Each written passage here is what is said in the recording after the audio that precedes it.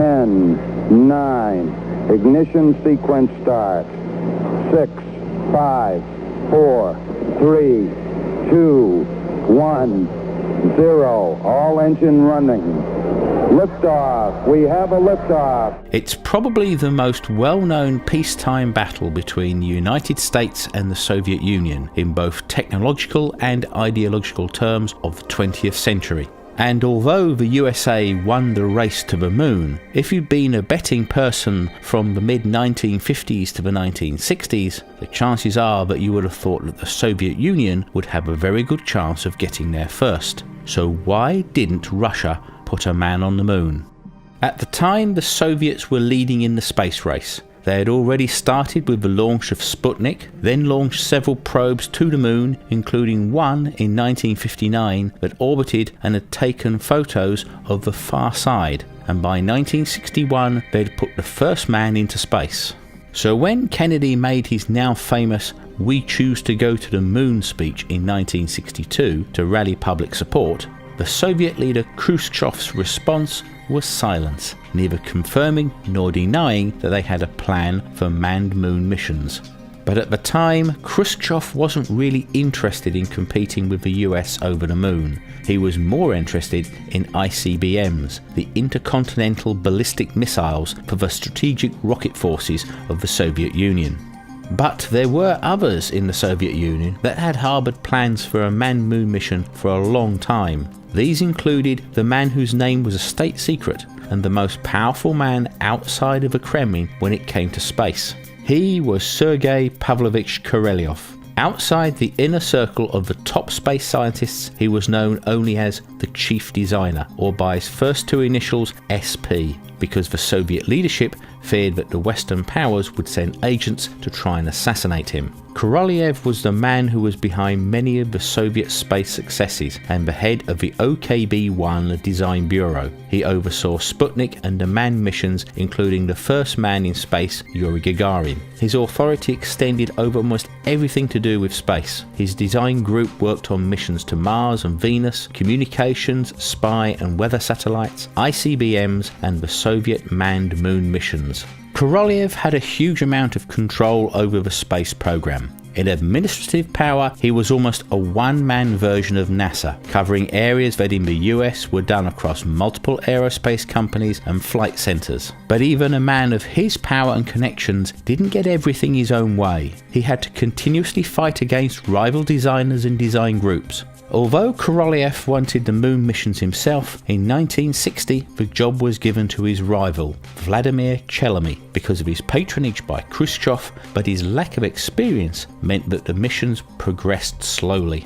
The progress of Apollo, on the other hand, worried the chief designers, and as a result of this and the infighting between the design bureaus meant that there were multiple overlapping designs for the moon missions. At one point, there were 30 different designs for launchers and spacecraft. In 1964, the Soviet leader Khrushchev was replaced by Leonid Brezhnev. Korolev was given then complete control over the moon missions and pushed through his designs ahead of Chelomey's, and the decision finally to compete for the moon was given, with the aim to land in 1967, the 50th anniversary of the October Revolution, and to get there before the Americans. This, however, created a problem for Korolev.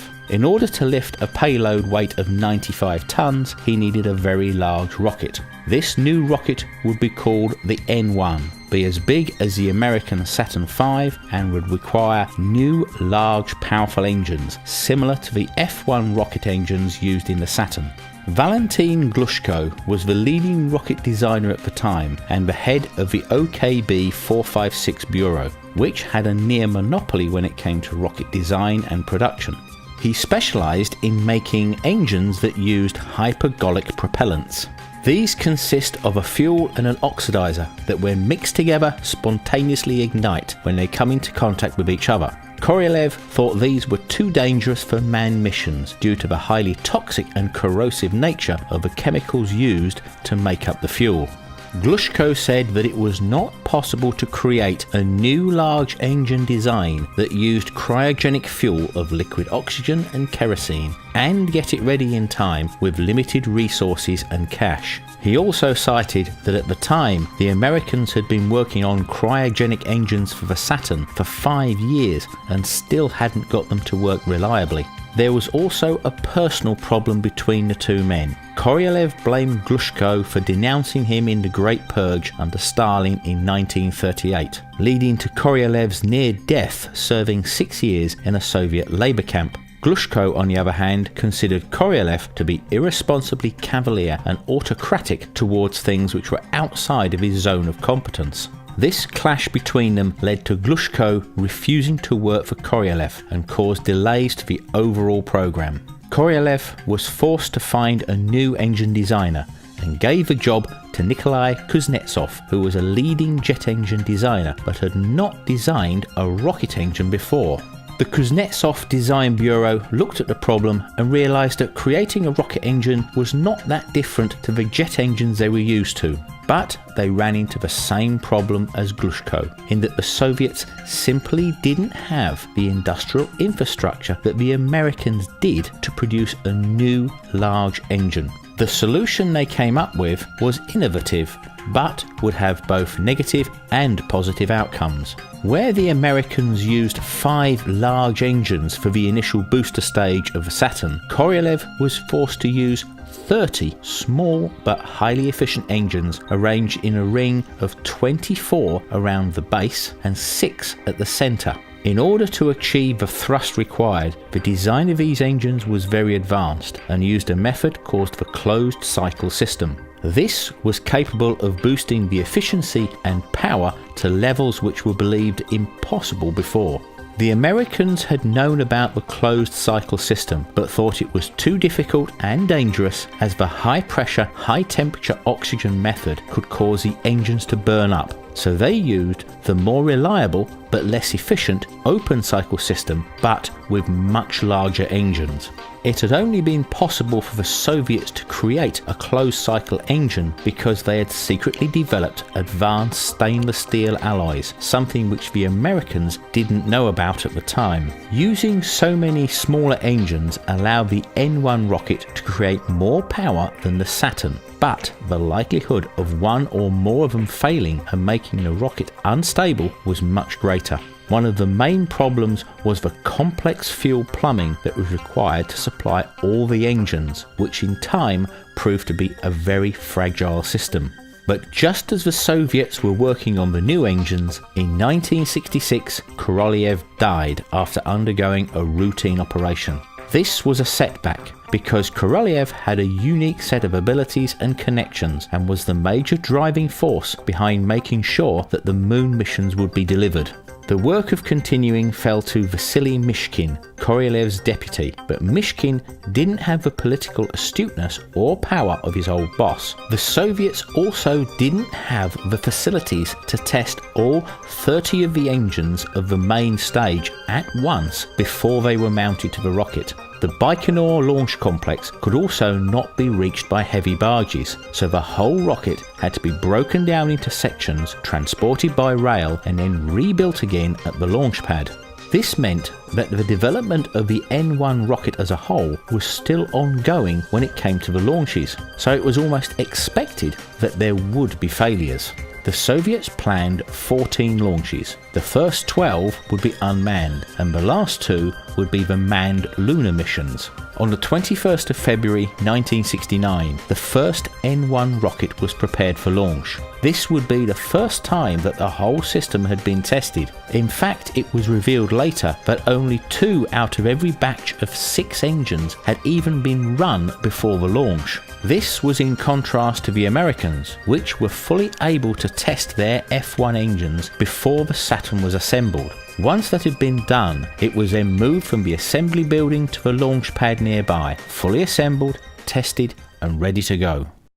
Within seconds of the launch, the engine control system, which was called CHORD, shut down 2 of the 30 Stage 1 engines. Then, self-oscillating vibrations started in the fuel system due to unstable combustion in some of the engines. This ruptured fuel lines which caught fire and burned through electrical control wiring. This then caused the CHORD system to incorrectly shut down all of the engines 68 seconds into the flight, and the rocket crashed 32 miles from the launch pad. After the investigation and subsequent modification, the second flight was due for the 3rd of July 1969. The launch took place at 11:18 p.m. As the rocket cleared the tower, the liquid oxygen turbo pump on engine number 8 exploded, causing a fire which triggered CHORD to shut down all the engines except one. The N1 fell back onto the launch pad with nearly 2,300 tons of rocket fuel on board. The resultant explosion was one of the largest ever to happen and was the equivalent of 3.8 kilotons of TNT, or a small nuclear bomb. It destroyed the launch complex, blasted debris over 6 miles away, and was visible over 22 miles away. Some 30 minutes after the blast, when launch crews were allowed onto the site, they found droplets of unburnt rocket fuel still raining down from the sky. And afterwards it was discovered that 85% of the rocket fuel did not detonate, which actually reduced the size of the blast. 17 days later, Neil Armstrong became the first man on the moon with the Apollo 11 mission, and although the race for the moon had been lost, the Soviets carried on. The blast caused a 2-year delay whilst the launch complex was rebuilt and further modifications were made to the rocket. In November of 1971, the third attempt also failed due to unexpected eddy and countercurrents in the base of the main stage, causing the rocket to roll uncontrollably and ultimately break up due to the stress on its structure.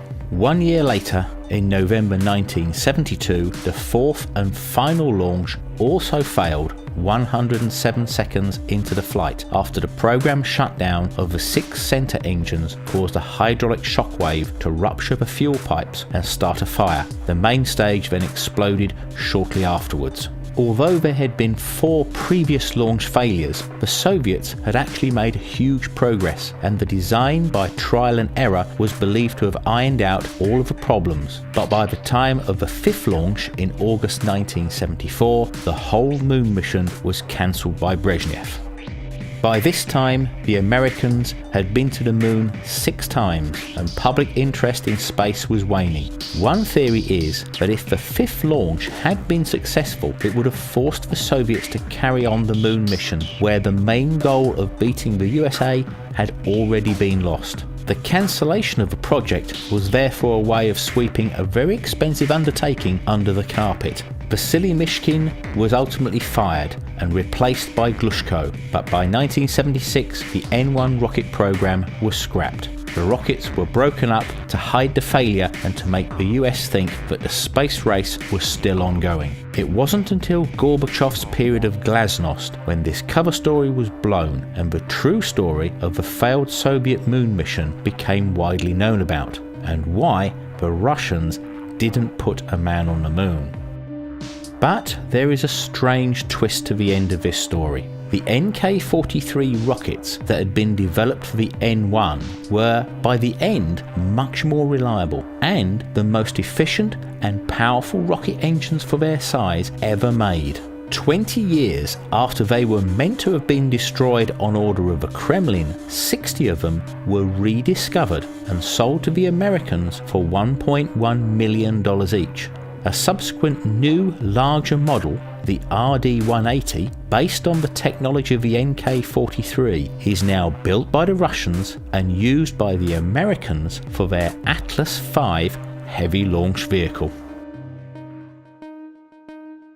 Thank you for watching. I hope you enjoyed the video, and if you did, then please thumbs up, subscribe, share and comment. And don't forget, we have other videos available which you may also find interesting on the link which is showing now. So until the next time, it's goodbye from me.